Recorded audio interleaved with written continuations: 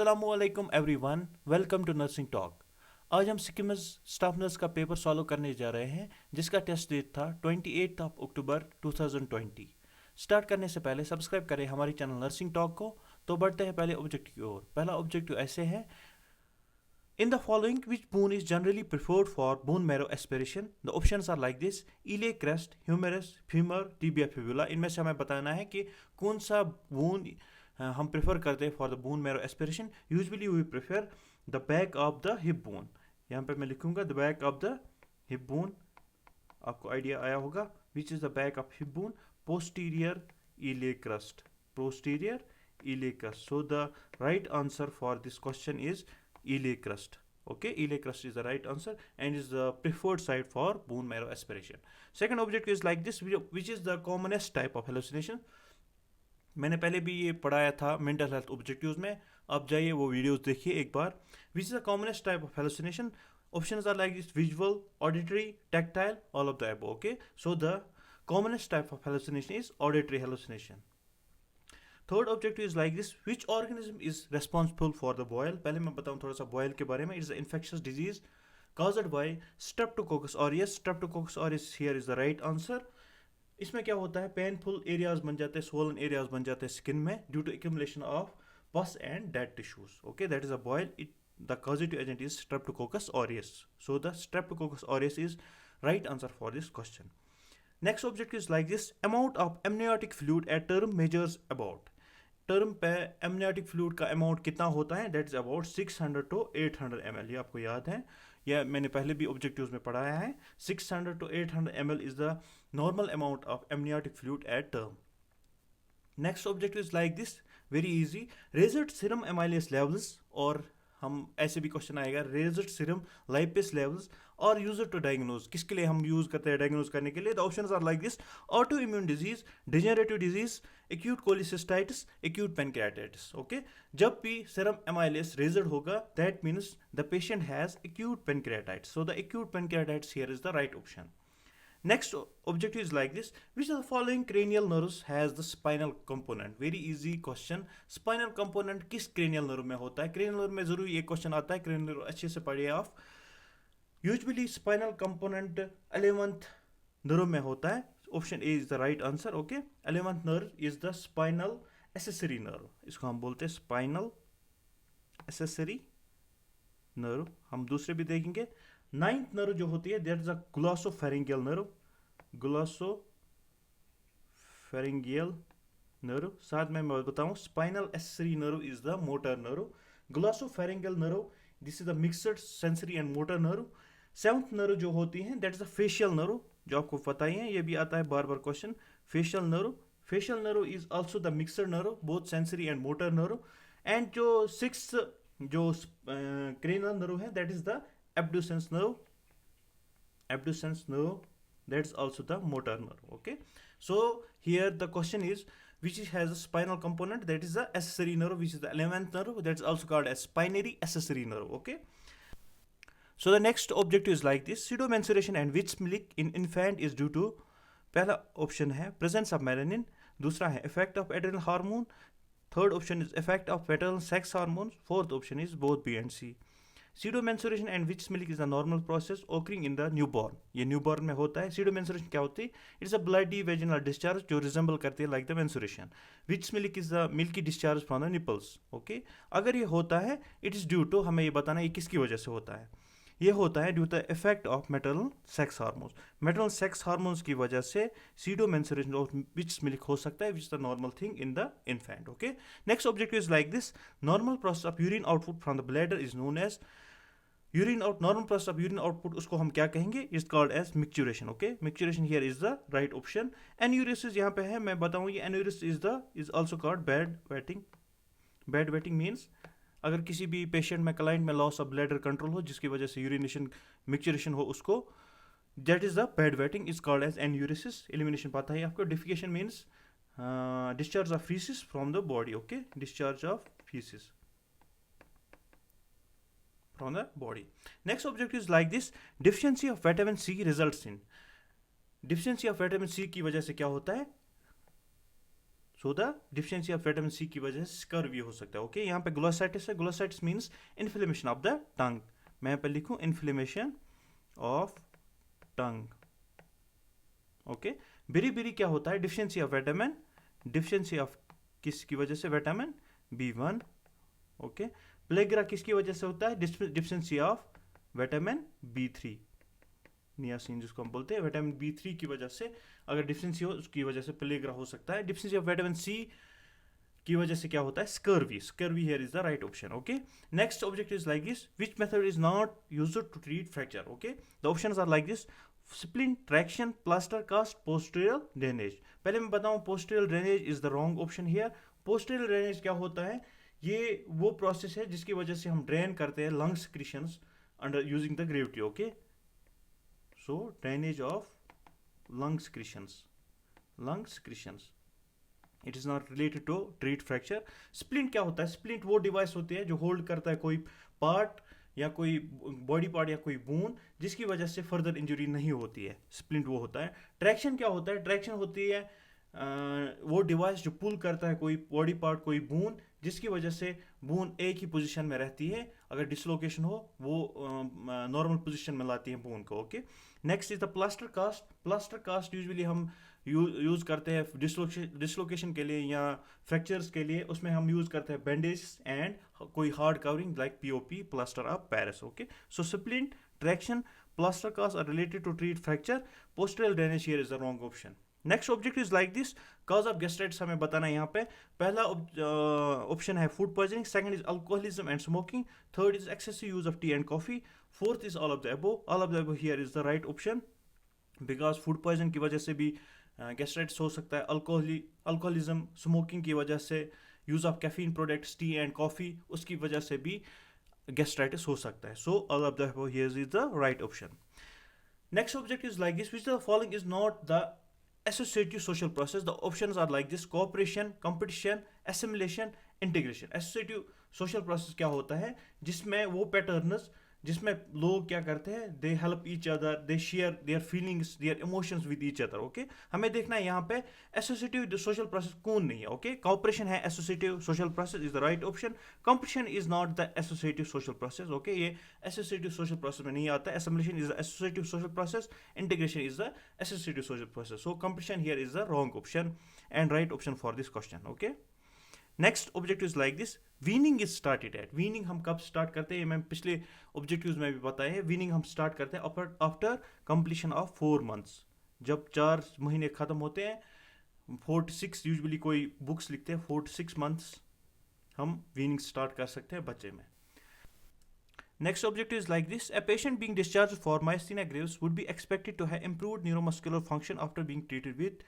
एक पेशेंट को myasthenia gravis है और वो डिस्चार्ज हो रहा है, इनमें से कौन सा ड्रग वो है जिससे इंप्रूव हुआ है न्यूरोमस्कुलर फंक्शन?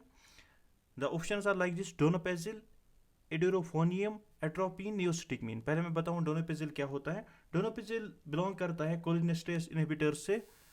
कोलिनेस्ट्रेस इनहिबिटर, मैं यहाँ पे लिखूं कोलिनेस्ट्रेस इनहिबिटर। डोनापेजिल यूजुअली हम देते हैं टू ट्रीट कन्फ्यूजन और dementia related to Alzheimer's disease. Usually हम देते हैं अल्जाइमर्स डिजीज में। जो इडोरोफोनियम है दूसरा option, edrophonium is reversible acetyl cholinesterase inhibitor, reversible acetyl cholinesterase inhibitor. Edrophonium is reversible acetyl cholinesterase inhibitor.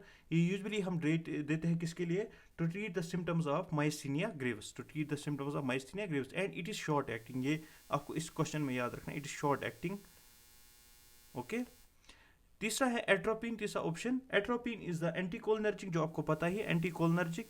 ये किस लिए हम यूज करते हैं? To treat the symptoms of low heart rate, anticholinergic drug and to reduce the salivation and bronchial secretions में देते हैं हम atropine. Okay, last option is नियोस्टिगमीन।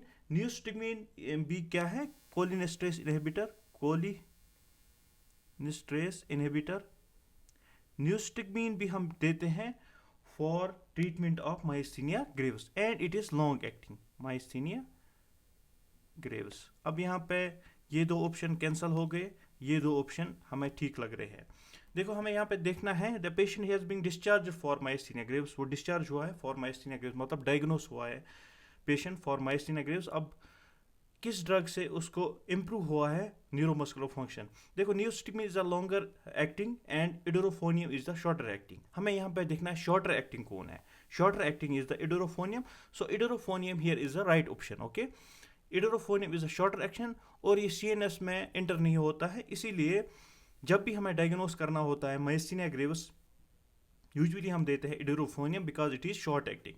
नियोस्टिमिन भी देते हैं माइस्थीनिया ग्रेव्स में but it is longer acting. For diagnosis we give edrophonium. Edrophonium here is the right option for this question. Next objective is like this: which one of the following is a live vaccine? First option is like this: typhoid. Second, BCG. Third, IPV intravenous polio vaccine. Fourth is pertussis. Live vaccine इसमें क्या है? BCG, Bacillus calmette-guerin. Okay, जो हम देते हैं usually for the tuberculosis. Okay. Next objective is like this: universal precaution is the previous policy. It is now called as universal precaution जो है ये previous policy है, इसको हम आज क्या कहते हैं? इसको हम आज कहते हैं स्टैंडर्ड प्रिकॉशंस। स्टैंडर्ड प्रिकॉशंस कब हुआ? ये 1996 में ये रिप्लेस हुआ। 1996 ये आपको याद रखना, 1996 यूनिवर्सल प्रिकॉशंस इसकी पॉलिसी जो है वो रिप्लेस हुई बाय द स्टैंडर्ड प्रिकॉशंस से। Standard precautions here is the right answer. Next objective is like this: sex of the child is determined by the pattern of the sex hormone supplied by the sex of the child। कैसे determine होता है ये आपको पता ही है। जो भी क्रोमोसोम्स होते हैं वो होते हैं in the sperms. Okay, sperm spermatozoa में, और sex of the human child usually determine होता है by the sex chromosome of the father. वो किस में होगा? स्पर्मेटोजोआ में। Okay, so oocyte is the wrong option, body of the uterus is the wrong option, pH is the wrong option। या ऐसे ही question आ सकता है: sex of the human child is determined by। Option ऐसे होंगे: sex chromosome of father, sex chromosome of mother, size of sperm, size of egg। इसका right option क्या है? sex chromosome of the father। By the sex chromosome of the father we can determine the sex of the child। Next objective is like this: conjugated hyperbilirubinemia is seen in। Conjugated किस में हम देखते हैं increased bilirubin conjugated, मगर ये हम देखते हैं options are like this: Gilbert syndrome, second is Crigler Najjar syndrome, third is breast milk jaundice, fourth is Dubin Johnson syndrome. Conjugated हमें देखना है ये किस में हम देखते हैं। पहले मैं बताऊं आपको कंजुगेटेड क्या होता है, अनकंजुगेटेड क्या होता है। देखो पहले ही जो कंजुगेटेड हाइपर बिलिरुबिनिया इंक्रीज्ड बिलिरुबिन ये हम देखते हैं डिबिन जॉनसन सिंड्रोम में। बाकी जो ये है गिलबर्ट्स क्रिगलर नजार्स, इसमें होता है अनकंजुगेटेड हाइपरबिलिरुबिनिया। अब मैं आपको बताऊं थोड़ा सा ये कंजुगेटेड क्या होता है। देखो जब भी हीमोग्लोबिन होता है वो ब्रेक डाउन होता है हीम और ग्लोबिन में। हीम ग्लोबिन यूजुअली क्या यूज्ड होता है, again reused by the body. Haem जो होता है वो ब्रेक डाउन होता है in the biliverdin okay by the enzyme haemoxygenase. Biliverdin जो है वो ब्रेक डाउन होता है बाय द बिलिवर्डिन रिडक्टेस की वजह से। किस में ब्रेक डाउन होता है? Unconjugated bilirubin. अनकंजुगेटेड क्यों बोलते हैं इसको? ओके, बिकॉज अनकंजुगेटेड बिलिरुबिन जो है it is insoluble in water. Okay, it is bounded by albumin, ये बाउंड होता है बाय द एल्ब्यूमिन। ओके, इसीलिए हम इसको अनकंजुगेटेड बोलते हैं। ये जो अनकंजुगेटेड बिलिरुबिन ये लिवर में जाता है, लिवर में ये चेंज होता है बाय द एंजाइम ग्लूकोनाइड ट्रांसफरेज से, ये चेंज होता है कंजुगेटेड बिलिरुबिन। फिर ये कंजुगेटेड बिलिरुबिन कहाँ जाता है? ये इंटेस्टाइन्स में जाता है, फिर वहाँ से ये एलिमिनेट होता है बॉडी से by the faeces, by the means of stercobilirubin and by the urine by means of urobilinogen. Stercobilin usually 80% of bilirubin excrete करता है। यूरोबिलिनोजिन यूजुअली 20% ऑफ जो बिलिरुबिन है वो एक्सक्रीट करता है। सो हियर कभी कभार क्या होता है, जो अनकंजुगेटेड बिलिरुबिन वो ज़्यादा हो जाता है बॉडी में। ओके, इसका जो यूजुअली जो काज होता है वो हेरिडिटी होता है और इडियोपैथिक काज होता है इसको। अगर किसी भी पेशेंट में अनकंजुगेटेड बिलिरुबिन ज़्यादा होता है, या उसको गिलबर्ट सिंड्रोम होता है या उसको क्रिगलर नजार सिंड्रोम होता है। ओके, अगर किसी भी पेशेंट में कंजुगेटेड बिलिरुबिन ज़्यादा हो जाता है उसको डिबिन जॉनसन सिंड्रोम बोलते हैं हम उस पेशेंट को होता है। Usually it is the heredity thing, okay. ये यूजुअली हेरिडिटी में होता है, जीन्स में होता है। जीन्स में कोई प्रॉब्लम आ जाती है जिसकी वजह से कंजुगेटिव बिलिरुबिन हमेशा इंक्रीज्ड रहता है। ये किस में हम देखते हैं? In the Dubin Johnson syndrome, okay. So conjugative hyperbilirubin है, ये हमेशा गलत होता है। हमें अनकंजुगेटेड कभी कभार आता है। हम यूजुअली गिलबर्ट्स को राइट आंसर बोलते हैं। Gilbert syndrome is the right answer, but Gilbert is the unconjugated and Crigler Najjar is also unconjugated. Dubin Johnson syndrome जो होता है that is the conjugated, okay. ये आपको याद रखना है। So Dubin Johnson syndrome here is the right answer for this question, okay. Usually unconjugated जो होता है वो इंसॉल्युबल होता है वाटर में। क्यों? अगर कोई बोले क्यों इंसॉल्युबल होता है वाटर में, because this is bound with the albumin, okay. और जो कंजुगेटेड होता है it is soluble in water, इसीलिए ये एक्सक्रीट होता है through the urine. Next objective is like this. Which stage begins after expulsion of fetus and ends with the expulsion of placenta and membranes? Okay. Begin होता है after जब fetus expel होता है from the mother's body, okay, and ends with the expulsion of placenta. It's the third stage. ये आपको याद रखना। Third stage of labor जो होता है उसमें हम placenta निकालते हैं by different methods. Method Dengen's जैसे पढ़ा है, ये दो methods होते हैं उसमें, Schultes and Method Dengen's method. Next objective is like this. An epidemic which spreads from country to country over the whole world, जो पूरी दुनिया में फैले, जैसे आपने कोविड-19 का देखा होगा, दैट इज अ पेंडेमिक। वबाई बीमारी जो होती है दैट इज अ पेंडेमिक, महामारी जिसको हम बोलते हैं। पेंडेमिक पूरे दुनिया में फैलता है, ओके। जो एपिडेमिक होता है वो spread of disease with in definite geographical area, किसी जियोग्राफिकल एरिया में अगर डिजीज फैले उसको हम बोलते हैं एपिडेमिक। जो एंडेमिक होता है वो होता है किसी भी पर्टिकुलर रीजन में, मगर वो रीजन से बाहर नहीं जाता। किसी भी पर्टिकुलर रीजन में अगर कोई डिजीज हो that is the endemic, okay. Epidemic means किसी स्मॉल पॉपुलेशन में या स्मॉल किसी डेफिनेट जियोग्राफिकल एरिया में, उसको हम एपिडेमिक बोलते हैं। स्पोरेडिक बोलते हैं हम जब कभी कभार disease in the irregular pattern होता है, okay, and can spread abruptly in some parts of the world. कभी कभार किसी भी पार्ट में अब्रप्टली स्प्रेड हो सकता है, उसको हम स्पोरेडिक बोलते हैं। Next objective is like this. Viral hepatitis which develops on consuming contaminated food and water. Contaminated food and water mode of transmission किस वायरस में होता है, यह हमें देखना है इधर। देखो usually hepatitis A and B, Hep A and E जो होता है वो होता है due to the injection of the contaminated food and water, okay.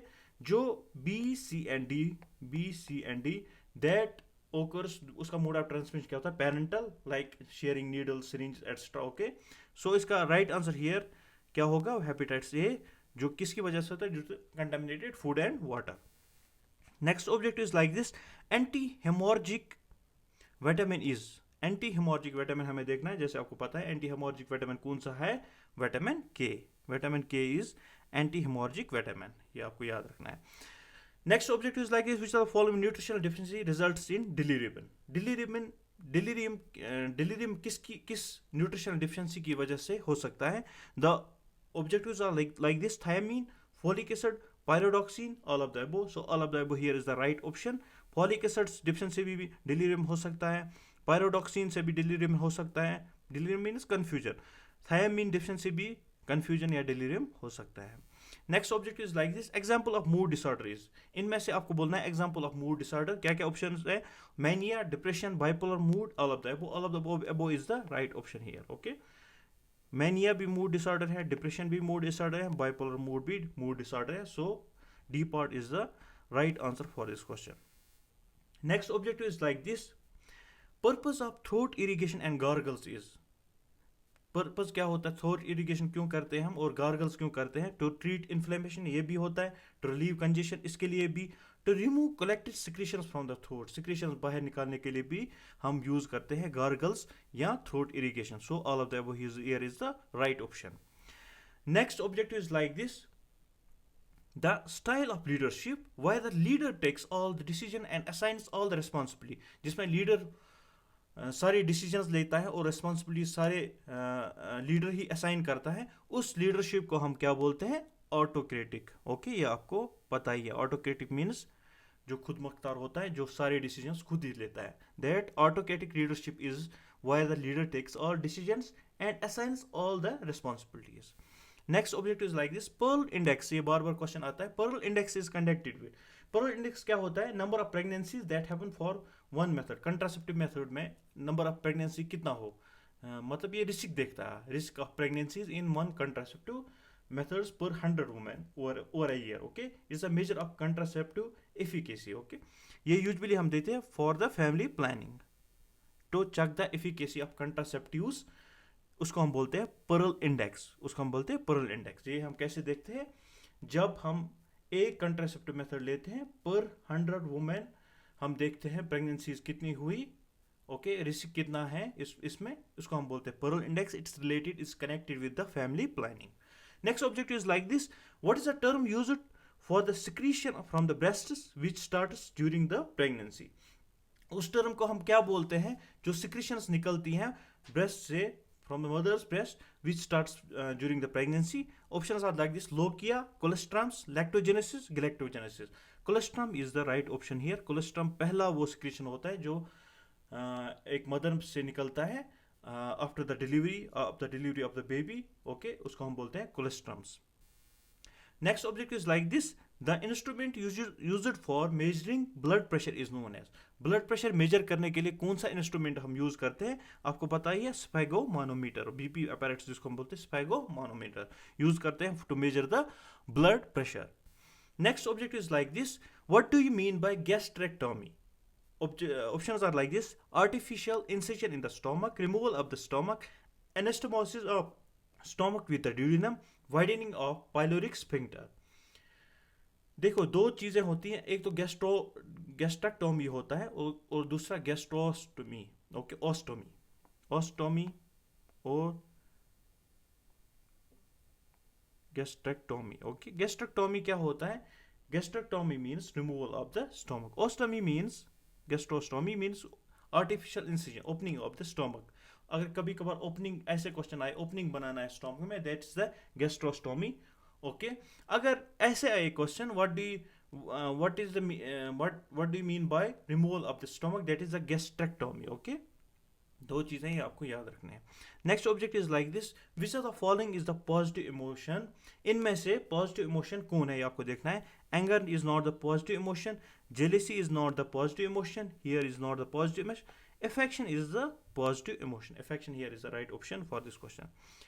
Next object is like this: inhalation of cotton fibers over long periods of time results in. जब कोई किसी cotton factory में कोई काम करता है, जब वो इनहेलेशन करता है cotton fibres over long period of time, उसको क्या होता है? उसको होता है byssinosis. Okay, byssinosis is the inhalation of cotton fibres. मैं दूसरे ऑप्शन भी बताऊंगा। बेगोसिस क्या होता है? Inhalation of sugar cane dust, sugar cane dust. इसी तरह सिलिकोसिस क्या होता है? Inhalation of the silica dust. इसी तरह anthracosis means inhalation of the coal dust. Okay, bagassosis, anthracosis, byssinosis and silicosis. बिसिनोसिस is inhalation of cotton fibres. इसमें एक ना एक क्वेश्चन जरूरी आता है एग्जाम में। Next objective is like this: parotitis is the inflammation of. Objectives are like this, options are like this, options are like this: stomach, parotid gland, small intestine, large intestine. Peritonitis means inflammation of parotid gland. Parotid gland here is the right option.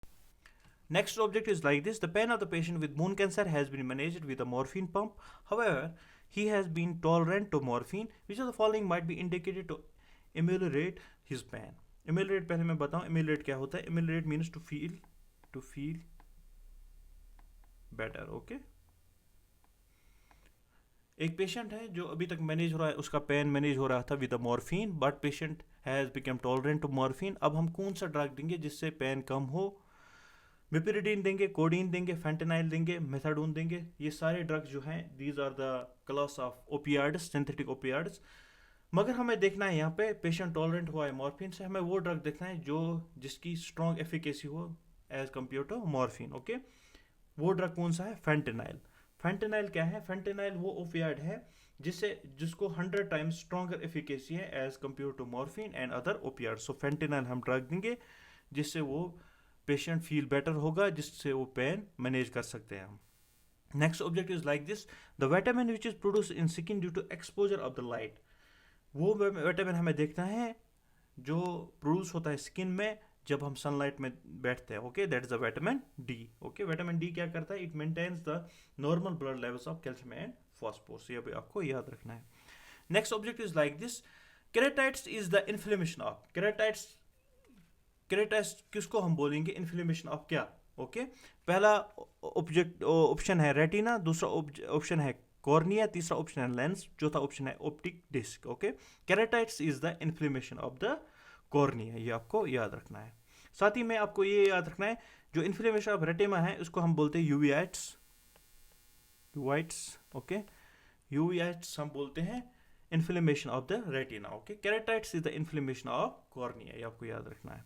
Next object is like this, Hansen's disease is another name of, Hansen's disease को हम दूसरा नाम क्या बोलते हैं, leprosy, ये आपको याद रखना है।